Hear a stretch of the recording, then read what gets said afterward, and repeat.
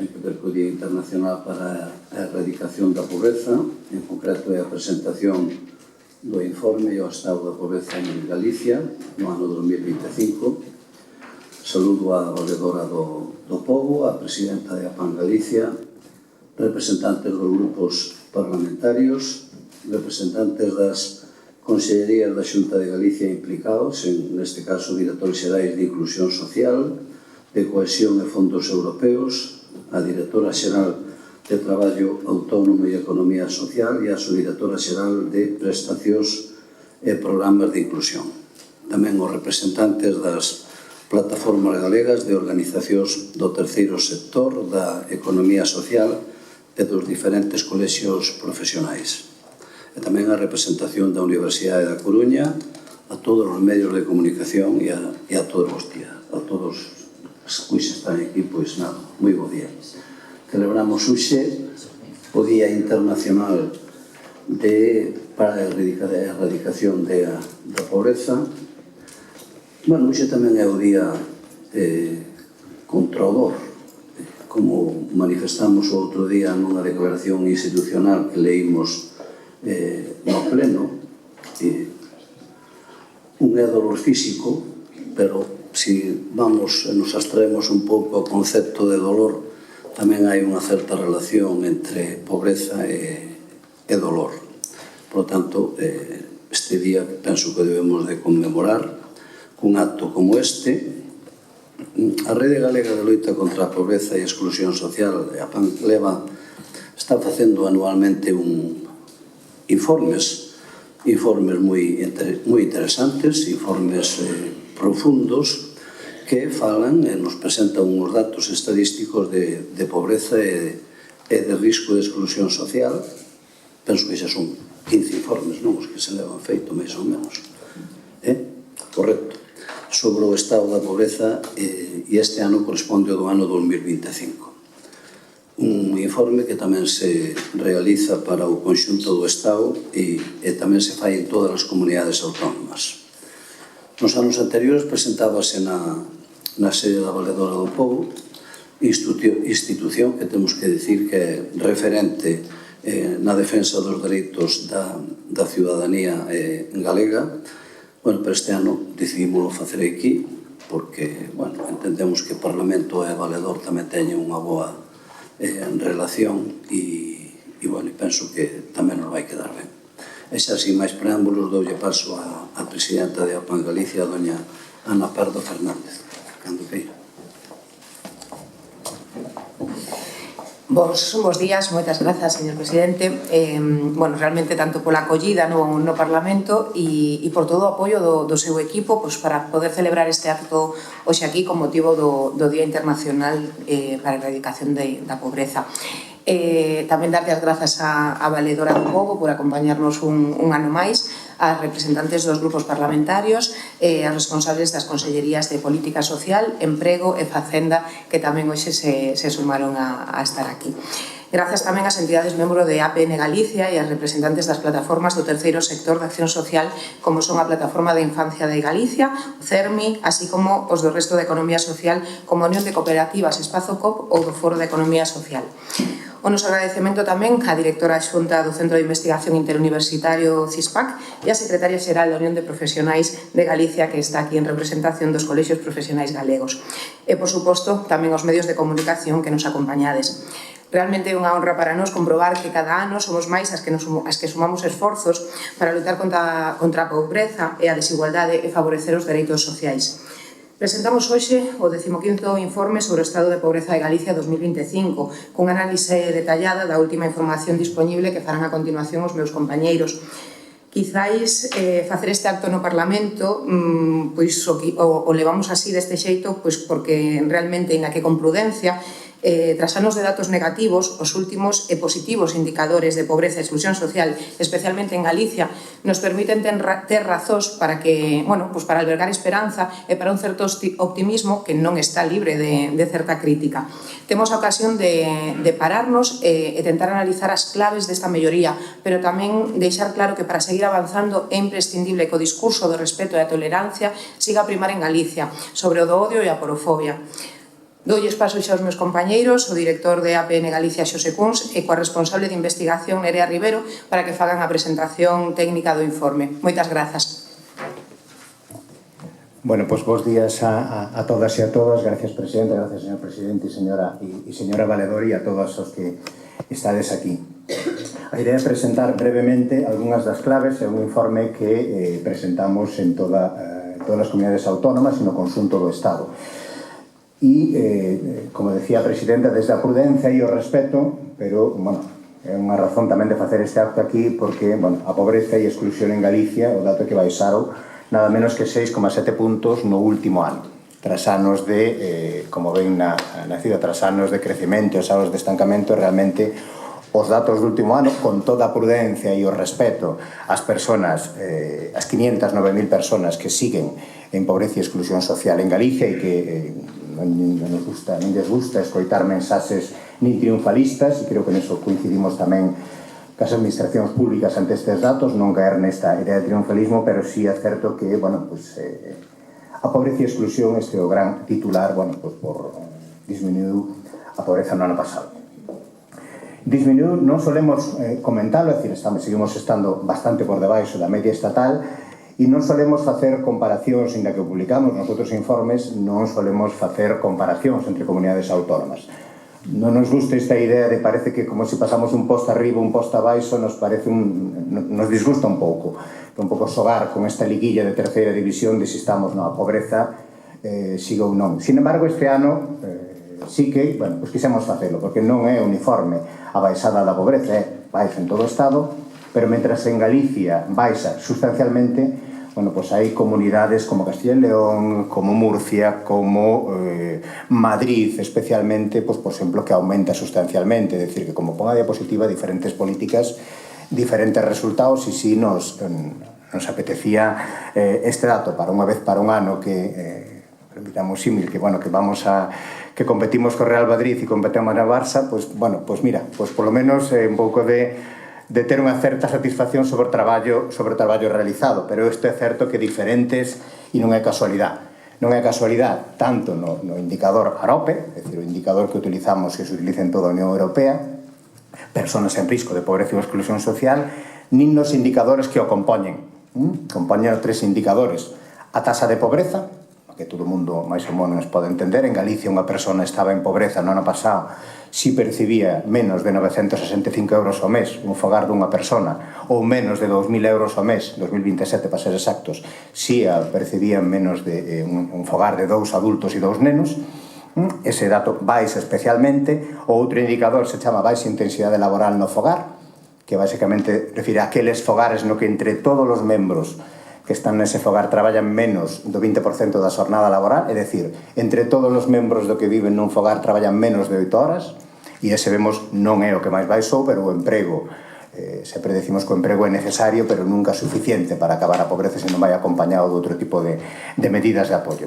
E outro indicador é o que se chama carencia material e social severa, é dicir, que mide aspectos non económicos, senón as dificultades para chegar a fin de mes, para poder pagar as facturas, para poder alimentarse con carne, polo peixe varias veces a semana. É dicir, unha serie de indicadores que miren, aínda que os ingresos non varíen, pero que dificultades se teñen para chegar a fin de mes. Por lo tanto, aquí tamén en todos eles, bueno, hai melloras e as detallamos continuamente no informe. Algo menos mellora o dato da pobreza severa, si con pobreza falábamos. Cando falamos de pobreza relativa a percibir menos de 965 euros ao mes, cando falamos de pobreza severa é cando un fogar percibe menos de 644. Dun fogar dunha persona ou menos de 1.351 dous adultos e 2 nenos. Bueno, e aí tamén, bueno, non temos tan boas noticias, a reducción é efectiva e aí baixa casi 5 puntos, pero son 160.000 personas en total no número de personas que siguen en pobreza severa. Daí que, bueno, ter cuidado e ter tino de non ter discursos triunfalistas. O camiño está avanzando e sirve, pero hai que vollelo con respeto. Do mismo que si falamos, por exemplo, de defenda de xénero. É unha constante en todos os estudios de pobreza, non é éticamente válido hablar de pobreza se non se fala da fenda de xénero, das diferentes tasas de pobreza entre homes e mulleres. Tradicionalmente, como poden ver na ficha, a taxa de pobreza das mulleres é sustancialmente superior a dos homes.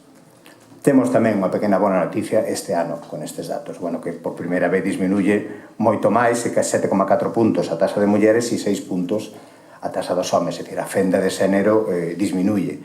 Con moita precaución, de novo, si detectamos avances, datos, por exemplo, hai máis emprego femenino, hai unha menor fenda salarial, é dicir, indicadores non só do INE de condicións de vida, senón outros nos indican que isto está sendo así, pero sigue a ser un fenómeno a precariedade que afecta especialmente as mulleres e fenómenos como, por exemplo, a pobreza das familias monoparentais, aquelas nas que unha familia, un adulto, no 80% dos casos unha muller, cuida soa dos seus nenos e que siguen tasas, baixo algo un pouco, pero a nivel estatal siguen tasas do 50%, nada menos. Población migrante e población familias monoparentais siguen sendo con gran diferencia os ámbitos onde máis pobreza e exclusión hai.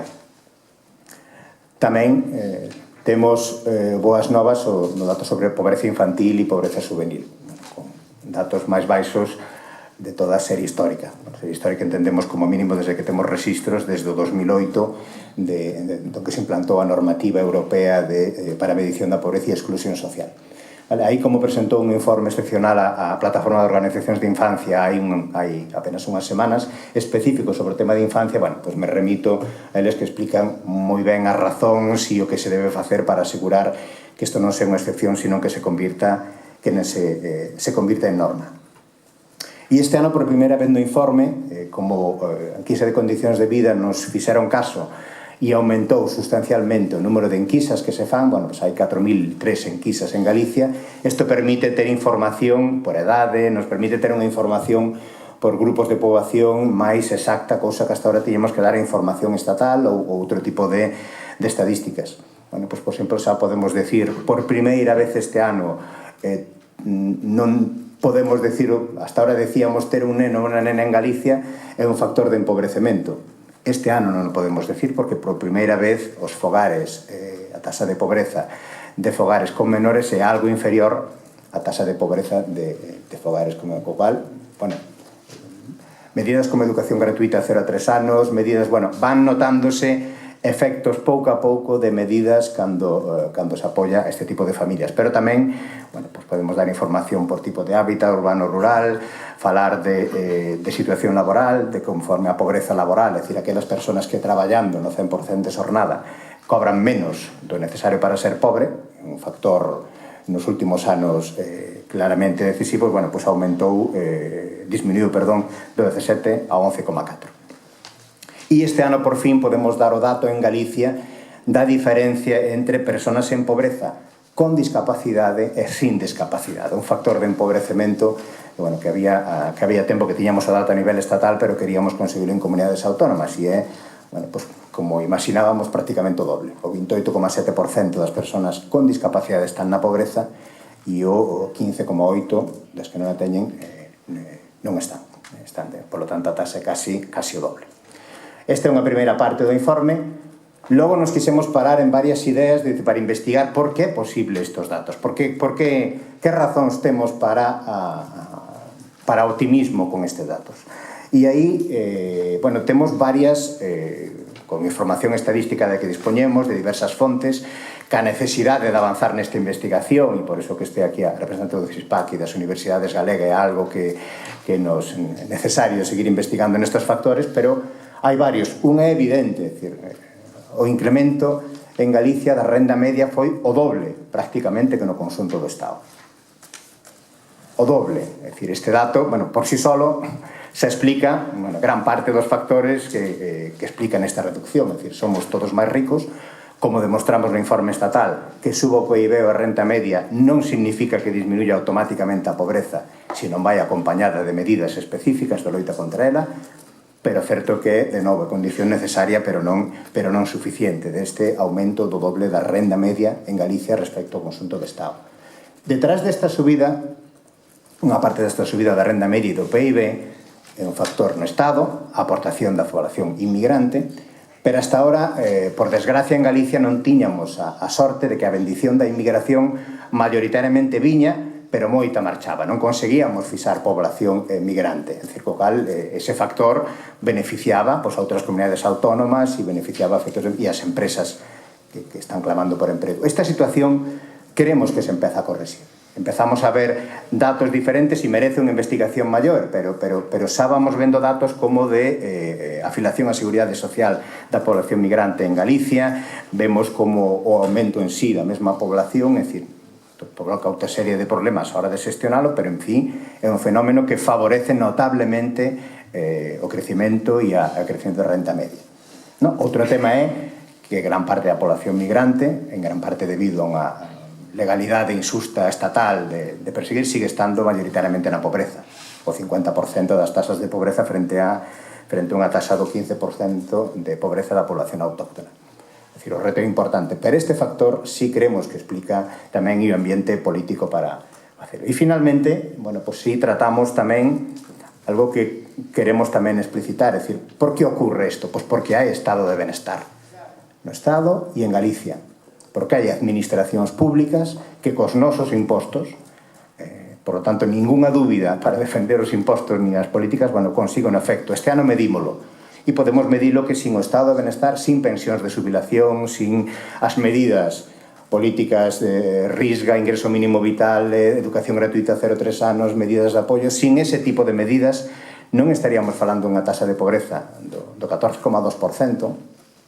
estaríamos falando unha tasa de pobreza do 42,3%, casi 3 veces máis. Estaríamos falando de que 760.000 galegos e galegas estarían na pobreza. E agora non están. É dicir, o efecto do estado de benestar, das medidas das diferentes administracións, europea, estatal, galega, consigue reducir este efecto. Vemos tamén o alcance das diferentes prestacións que hai en Galicia, donde vemos como o que nos queda por avanzar, pero tamén o conseguido, con axudas en vivenda de que son algo mellores en Galicia, pero temos moito que avanzar a nivel de Estado e a nivel de comunidade autónoma en todo o que é o acceso a vivenda. En garantía de renda está por debaixo a Galicia, pero hai que tomar esa diferencia entre o 4,3 e o 7,2 que no conxunto de Estado suman as rentas de garantía de ingresos de Euskadi e Navarra, é dicir, con un montón de perceptores, e tamén perceptores de ingreso mínimo vital en comunidades que non tiñan ningún tipo de renta mínima como Galicia. Por lo tanto, e que se están beneficiando de ingreso mínimo vital, pero por un error e fallo político garrafal de non impulsar en Castilla-La Mancha, en Murcia, é dicir, medidas propias, autonómicas de loita contra a pobreza. E de protección á familia, tamén temos avances nos que realizar. Falamos tamén, dentro deso, do que é o avance do que significa o papel das pensións na reducción da pobreza, con algo que Galicia é a comunidade autónoma con máis persoas en situación de pobreza e exclusión, con máis población maior de 65 anos perceptores de pensións, e o que implica non só de reducción de pobreza nas persoas maiores de casi 60 puntos, estamos falando de que o 77% das persoas maiores de 65 anos estarían na pobreza en Galicia se non existiran as pensións. E isto beneficia tamén aos maiores de 65 anos, que reduce as tasas de pobreza nos menores de 65 anos en 9,2 puntos. É dicir, isto que falamos de que, sobre todo na pandemia, cantos persoas maiores axudaron a súa familia a salir da pobreza ou a non agravar esa situación de pobreza, aí. E finalmente, e deixo xa miña compañera Nerea, quisemos tamén empezar este ano un capítulo específico analizando o papel dos concellos na loita contra a pobreza. Tanto porque hai unha mellora sustancial na información estadística, herramientas como Atlas do Instituto Nacional de Estadística que nos permite coñecer datos de pobreza e exclusión a nivel de barrio, así como pobreza infantil, renda media, co cal para realizar actuacións de política específica non lo permiten, e información, reclamar transparencia, que é unha das nosas temas dos últimos anos, reclamar transparencia tamén en coñecer non os orzamentos, sino o gasto real de concellos, nos permite tamén validar a intervención política en cada un dos concellos. É dicir, nada que ver o esforzo que están facendo a Coruña, Lugo e Ferrol como Vigo e Pontevedra como contraste. E queremos que, de efectos para as primeiras eleccións municipais e para reflexionar sobre este apartado, queremos que é un apartado de tal. E deixo vos con Nerea Rivero para que comente outra parte.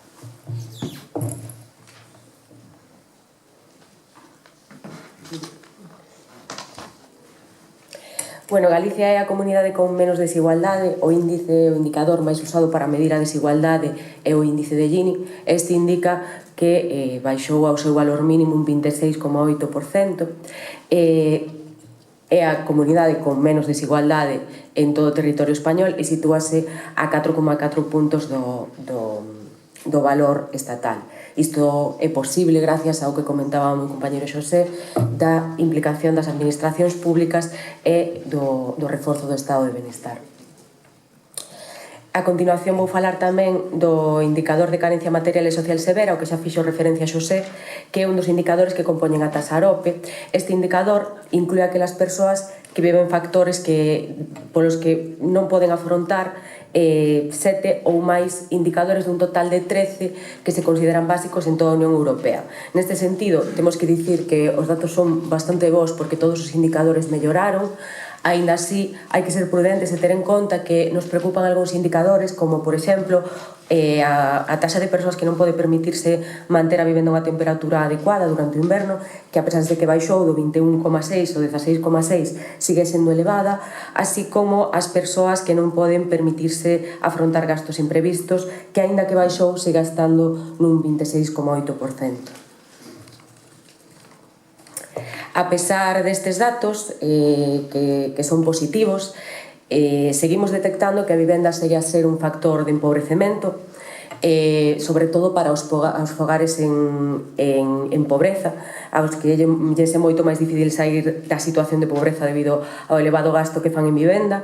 En concreto, as persoas en pobreza destinan un 33,2% ao seu alugueiro.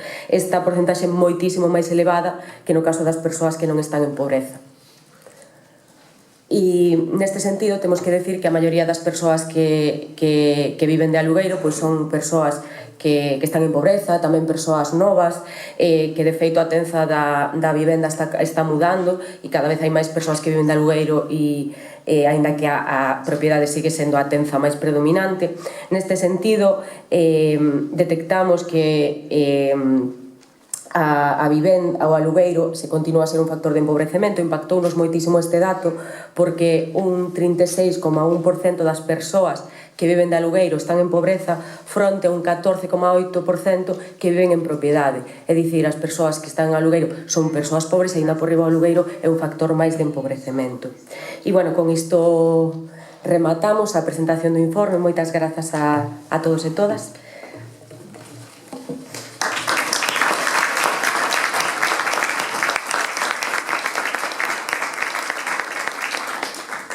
Bueno, moitas grazas, Xosé e Nerea, por explicarnos tamén todos estes datos. Como decía ao comenzo da miña intervención, dende a prudencia e o máximo respeto pois polo máis de 500.000 de persoas que no ano 2024 seguían sufrindo pobreza e exclusión, este ano creo que temos razóns pois para unha certa esperanza, pero sobre todo eu creo que para validar cal é o camiño axeitado se queremos seguir traballando e avanzando de cara a erradicar a pobreza. A mellora da maioría dos indicadores demostra que cando hai vontade política e compromiso orzamentario conxunto por parte das administracións é posible avanzar, isto non é casualidade. En Galicia estes indicadores melloran de xeitos salientables se o comparamos, como decía anteriormente Xosé, co resto do Estado. Comunidades autónomas como Madrid, Castela e León e Castela-A Mancha, os seus datos de pobreza siguen aumentando. A renda media galega medrou o dobre que no resto de España, pero o crecemento económico, tamén se mencionaba anteriormente, por si só non vai a ser o que vai a reducir a pobreza. Precisa vir acompañado de políticas sociais activas. No 2024, grazas ao estado de benestar e aos impostos que pagamos todas e todos, evitouse que 760.000 galegos e galegas entrasen na pobreza. Sin este esforzo compartido por parte tanto da Comisión Europea, do Goberno Central, da Xunta de Galicia e de moitos concellos, realmente o dato é bastante impactante. Pasaríamos de un 14 a un 42% de poboación en situación de pobreza. Por iso, queremos facer mención a algo que desde a PN reiteramos de xeito constante, as acusacións mutuas entre as administracións non teñen sentido. Ningunha pode abordar por si soa esta loita, é necesario facelo de xeito colaborativo. As medidas estatais, como son as pensións, os salarios mínimos, o ERTE ou o ingreso mínimo vital, son necesarias, pero tamén precisan de outras medidas complementarias desde as comunidades autónomas, as cales, por exemplo, aquí en Galicia queremos eloxar. No momento do proceso de implementación do ingreso mínimo vital, a Xunta de Galicia mantivo a risga, algo que evitou un forte impacto en moitas persoas que poderían quedarse nunha situación moito máis vulnerable. A educación gratuita de 0 a 3 anos, poñer o foco cada vez máis nas políticas vinculadas coa vivenda e, por suposto, o apoio ao terceiro sector de acción social. Reiteramos que a loita contra a pobreza é responsabilidade de toda a Xunta de Galicia e dos concellos. A Consellería de Política Social e os servizos sociais comunitarios, municipais, non lles podemos pedir que asuman competencias que non lles corresponden. Iso pedir moitas veces que fagan maxia. A implicación de consellerías como é Emprego, Vivenda e Facenda é unha moi nova para nós, pero realmente temos que seguir avanzando a que veñan da man tamén de outras como a Sanidade, a Educación e a Industria. Compre tamén un maior compromiso municipal. Trasladaban os datos que cando menos nos teñen que poñer tamén aí o foco. Debería ser motivo de reflexión que concellos como poden ser a Coruña, Lugo ou Ferrol destinen moitos máis recursos a acción social que outros como poden ser Vigo ou Pontevedra. Quero traer hoxe aquí 3 medidas que levamos tempo indicando que deberían ser prioritarias. Modificar a Lei de Inclusión Social para facilitar o acceso á risga e a súa complementariedade co ingreso mínimo vital, mentres non se transfira a Xunta digamos que a súa xestión plena. Apoiar as familias monomarentais, máis de 35.000 en situación de pobreza, acatando, por fin, a Lei de Impulso Demográfico. Asegurar programas integrais de inclusión sociolaboral para aquelas persoas que poden traballar. Non nos podemos esquecer que hai moitas persoas que non poden traballar e non por elas deixan de ser cidadáns de pleno dereito. Non podo deixar de falar da evidente emerxencia no acceso á vivenda. É grave que, como decía Nerea no seu relato, o 36% das persoas que viven en alugueiro, moitas delas mozas e mozos, estén en situacións de pobreza. Valoramos o compromiso da Comisión Europea, do Goberno Central e especialmente da Xunta, pero as medidas deben converterse en resultados reais para os fogares máis vulnerables e necesitamos que sexa no menor tempo posible. É motivo de esperanza o aumento e permanencia da poboación migrante e quero facer especial mención e fincapé neste punto, cunha integración laboral crecente que contribúe á economía galega e responde á demanda de man de obra que se nos viña manifestando desde diferentes ámbitos empresariais. Con medidas exitosas por parte da Consellería de Emprego e da Consellería de Política Social, moitos concellos e tamén algunhas organizacións. Pero tamén é verdade que a mitade desas persoas migrantes siguen en situación de pobreza, atrapadas por unha normativa injusta que lles impide poder acceder a empregos dignos e, polo tanto, os relega a situacións de pobreza e exclusión. Dende a APN vimos de lanzar a campaña Orgullo do Terceiro Sector, porque o papel das organizacións sociais é imprescindible. A que nos dedicamos? A defender dereitos, a garantizar os servicios básicos e acompañamos procesos de inclusión. Pero o agradecemento xa non é suficiente. É urxente recoñecer o noso papel como xeradores de valor económico e social e superar a precariedade, a inseguridade xurídica e a notable burocracia. A Lei do Terceiro Sector de Diálogo Civil, o concerto social, son pasos fundamentais para garantir a estabilidade e a nosa eficiencia.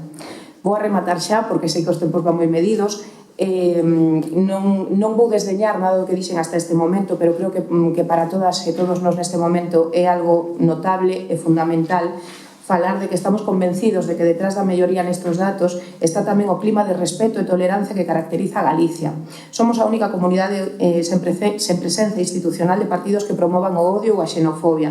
Isto é un orgullo, pero tamén unha responsabilidade. Debo recoñecerlles que temos unha gran preocupación ante o incremento brutal de discurso de odio e de aporofobia, que culpabiliza as persoas en situacións de pobreza enfrentándoas con outras que tamén se encontran en situacións de vulnerabilidade. Dende a rede que presido e que se honran defender como causa común a procura do moito que nos une e o pouco que nos separa, non admitiremos nunca os falsos discursos que buscan opoñer os dereitos dunhas persoas sobre os de outras. A cidadanía galega debe estar aleixada do odio, a igual que os partidos políticos con presenza neste Parlamento, a Xunta de Galicia, concellos e diputacións. Ninguén debe promover discursos racistas. Non admitamos discursos de crispación, de odio, de polarización, alleos a nosa verdadeira realidade. As 126 organizacións, plataformas e colexios profesionais que asumiron xa a declaración Tolerancia e Respeto fronte ao discurso do odio e a aporofobia Comprometémonos a difundir experiencias positivas, exemplos de convivencia e loitar contra a desinformación e evitar a manipulación da realidade. Se o pobo é quen máis ordea dende a sociedade civil organizada, reclamamos ás institucións e forzas políticas que sigan asumindo a súa responsabilidade, reducir as desigualdades, combater a discriminación e promover o respeto e participación de todas as persoas. Moitas grazas, EAPN, por este rigoroso estudo e por a labor que facedes tamén as entidades do terceiro sector na defensa dos dereitos das persoas máis vulnerables, na reivindicación e ao acompañamento delas nesa loita tamén. Moitas grazas aos representantes, diputados e diputadas que apoian e que están hoxe aquí tamén dando un valor a este acto, tamén aos representantes das consellerías de Política Social e Emprego, tamén aos medios de comunicación que son tamén unha labor moi necesaria na difusión da reivindicación dos dereitos das persoas máis vulnerables. Hoxe é o día 17 de outubro, que é o Día Mundial de Erradicación da Pobreza. Precisamente, a pobreza é un tema sobre que me gustaría compartir hoxe unhas reflexións. Tradicionalmente, identificouse a pobreza coa carencia de recursos económicos, pero trátase dun fenómeno máis complexo que afecta a todas as dimensións da vida dunha persoa, a nivel social, cultural, emocional, de dereitos. Ser pobre é padecer privacións, sentir que as oportunidades están pechadas, ser invisibilizado pola sociedade e incluso ser visto con desprezo. O peor da pobreza non é só carecer de bens económicos, o peor é a exclusión, a falta de recoñecemento como persoa con dereitos e potencialidades. Os prexuízos cara as persoas pobres arrincan desde os orixes da civilización occidental e persisten ao longo de toda a historia. A estrutura social, legal e política trataba as persoas sen recursos como cidadáns de segunda, culpándoos da súa propia situación. Imperaba a idea de que quen era pobre era porque non se esforzaba ou porque tiña algún vicio persoal, o que xustificaba unhas leis e unhas actitudes discriminatorias. Por que os pobres siguen sendo pobres? Por que as persoas pobres teñen tantos fillos? Por que as persoas pobres non se esforzan máis? Por que as persoas pobres se drogan, porque as mulleres pobres prostitúense. Estas e outras preguntas que máis dunha ocasión escoitamos encerran prexuízos que se manteñen e perpetúan nunha visión moi limitada e inxusta da situación. Estes prexuízos contra as persoas pobres, a porofobia, maniféstanse conxunturalmente nunha violencia expresa que se explica pola existencia doutra, seica menos visible, a violencia estrutural, e que na actualidade canalízase en moitas ocasións a través das TIC, as novas tecnoloxías da información e a comunicación, que funcionan como o anel de Giges, dando invisibilidade para facer o mal. Abordar a pobreza require un enfoque baseado nos dereitos humanos. A dignidade das persoas ten que estar sempre no centro das políticas públicas e da acción social. Erradicar a pobreza é unha cuestión de xustiza social. No ámbito internacional e europeo existen declaracións e instrumentos normativos. A Carta Social Europea concreta dereitos e establece obrigas xurídicas para os Estados en materia de vivenda, ensino, emprego, asistencia social, asistencia médica. Tamén recolle unha renda básica universal como un dereito subxectivo. Pero ás veces, mesmo contando con estes dereitos recoñecidos, a súa posta en práctica é insuficiente, chea de trámites ou simplemente non chega a quen máis o necesita. Existen núcleos de pobreza que quedan fora das accións institucionais ou lle chegan de xeito moi limitado. Estamos a falar das persoas sin fogar, as persoas pobres con enfermedade mental, as persoas con discapacidade, pobres con discapacidade, migrantes ou menores ou mulleres. Estamos a falar, en definitiva, da interseccionalidade da pobreza con outras causas de discriminación. É necesario, pois, un compromiso colectivo pola xustiza social. Todas as persoas teñen dereito a unha vida digna. Toda a sociedade debe implicarse en garantir a igualdade de oportunidades e o respecto por a dignidade humana. Todos e todas temos unha responsabilidade neste rento común. Daí a importancia, presidente, de actos como de hoxe no Parlamento e daí a importancia da declaración institucional do Parlamento no marco do Día Internacional para a Erradicación da Pobreza de 14 de outubro de 2020, na que se compromete na loita contra a pobreza, o discurso de odio e a porofobia. Moitas gracias.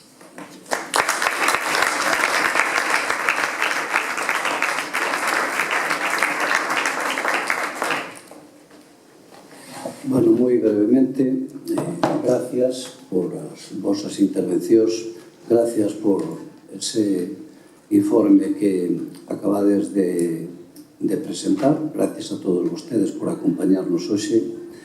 O informe, efectivamente, concordo que é un informe, vamos a decir, positivo, pero que hemos de tomalo tamén con prudencia, no sentido de que é bo que estamos traballando nunha línea que está marcando neste momento unha positividade. Creo que o acto de hoxe tamén reflexa que é bo que sigamos traballando nunha armonía entre os responsables políticos e os responsables, vamos a dicilo, da sociedade para ter unha sociedade máis xusta e máis libre, e sobre todo máis libre de odio. Isto é fundamental. Bueno, o equipo podería ahora facer algunhas reflexións que son interesantes a raíz do que vimos do informe, non? E algunhas pois me sorprenden, non? Tamén me sorprende este dato de pobreza asociada á discapacidade. Me sorprende e moito. Isto ha de ser un dato que deberíamos de reflexionar. Estou de acordo tamén en que se melloraron estes datos e creo que aquí se mencionou por a implicación de todas as administracións e fundamentalmente pola implicación no gasto social. E eu cada vez que hai unha expresión que coloquialmente utilizamos aquí no Parlamento, cada vez que se dice é que a Consellería de Sanidade, a Consellería de Política Social e a Consellería de Educación comen o presuposto da Xunta, eu digo, ben comido está. Ben comido está. Necesitarase posiblemente incrementar en outras cousas. Ese será un tema que ha de alguma maneira, por ser de acordo no tema de financiación autonómica, que é un tema que está na mesa e que é un tema de que ha de primar por riba de todo a xusticia e a igualdade de todos os españois, independientemente de onde vivan. Entón, eu creo que este é un asunto do que teremos que reflexionar, pero me sigue agradando a idea de que se come o presuposto. Bueno, pois que se siga comendo. Eu creo que despois de un tempo no que saímos dun COVID que fixo moitísimo dano, non é malo que fagamos unha ou dúas legislaturas pensando nas persoas, porque canto máis pensemos en persoas, máis se vai incrementar indudablemente este gasto social. Bueno, e aquí xa se dixo, eu creo que é importante defenderlo. Por exemplo, nós temos un sistema público de saúde que é envidia mundial. Isto non o podemos ocultar. Como se consigue, eso é outra historia. Pero isto financiase.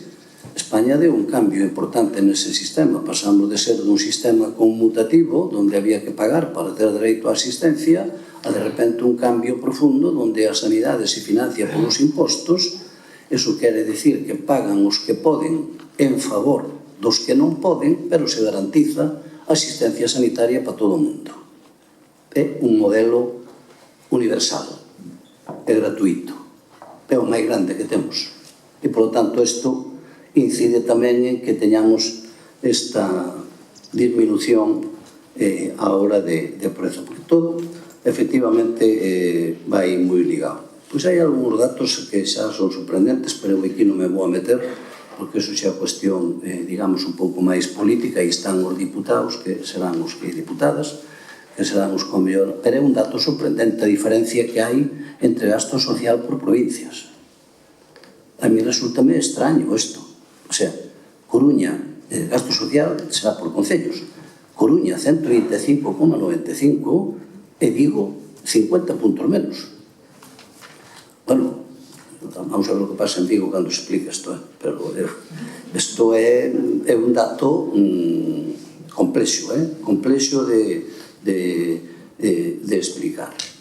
E despois, bueno, pois eu creo que se dixeron hoxe aquí cousas moi interesantes. Nós somos un parlamento que efectivamente hai debate profundo, uns días máis que outros, pero entendo que somos un parlamento respetuoso e efectivamente un parlamento donde non hai discursos de odio. Eu non o percibo, polo menos, son o presidente que modera todos os debates. Hai discrepancias, que unhas veces poden ser máis tensas que outras, iso é o debate parlamentario, pero hai en 2 ou 3 temas nos que sempre os parlamentarios e parlamentarias deixan un hueco para chegar ao consenso. Por exemplo, nos temas de igualdade. Eu vexo que nos temas de igualdade e nos temas de ámbito social e en temas como este que nos ocupa, eu creo que despois dun debate profundo, que iso ten que ver xa coa propia ideoloxía que defende cada partido, sí que son quen, na maioría das veces, de porse de acordo e acadar o que aquí denominamos unha transacción, un acordo. E iso é positivo. E eu, como xa levo un tempo observando isto, pois tamén me gustaría polo en valor. Isto sucede no noso Parlamento, a verdade, con moito que tú dixeche, pinta que non mencionaxe o Parlamento directamente, doume por incluído dentro do que é Galicia, esa tranquilidade e ese sentidiño que entendín que decías que con que facíamos as cousas, pois tamén penso que neste caso opera tamén no Parlamento. Gústame moito que leeras, por iso xa non o vou volver a facer, pero o acordo ao que chegamos, fruto tamén de acordo cos grupos políticos, que son as declaracións institucionais. E vou recordar que unha declaración institucional non se lee se todos os grupos non están de acordo. Por lo cual, esa declaración que efectivamente fixemos no ano 2020, pois é unha declaración cunha carga de profundidade, penso que interesante, e que decía que pois as persoas non son culpables da súa pobreza, ninguén é culpable do seu sufrimento e ninguna persoa é inútil. Eu creo que isto é unha moi boa definición que podía resumir o acordo que chegamos naquela declaración do ano 2020. Moitas gracias por vir ao Parlamento, por presentarnos este informe. Seguro que os grupos parlamentarios tomarán boa nota dele e farán as súas oportunas achegas tamén, porque aquí é onde se debate, e en todo caso agradecervos o vosso traballo. Sei que é un traballo intenso e complexo, que ten que beber de moitas fontes e iso a veces non é fácil, pero penso que hoxe demostrastedes que está desa altura. E, polo tanto, vos lo agradecemos. E nada máis, moitas gracias por este acto.